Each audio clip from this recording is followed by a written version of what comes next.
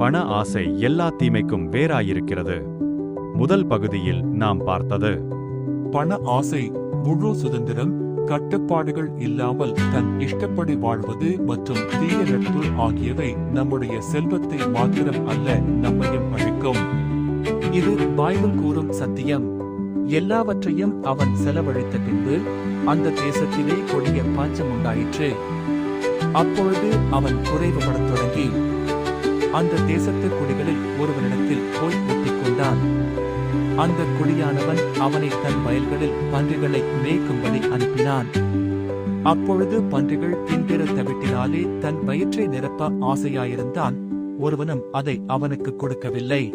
அவனுக்கு புத்தி தெளிந்தபோது அவன், என் தகப்பனுடைய கூலிக்காரர் எத்தனையோ பேருக்கு பூர்த்தியான சாப்பாடு இருக்கிறது, நானோ பசியினால் சாகிறேன்.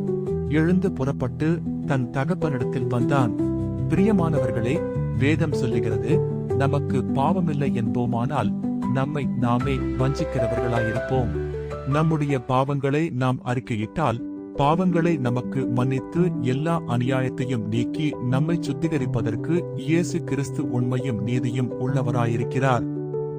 நாம் நம்முடைய பாவத்திலிருந்து மனம் திரும்பவில்லை என்றால் நம்முடைய பாவத்தில் நாம் மரித்து போய்விடுவோம். அடுத்த வீடியோவில் சந்திப்போம்.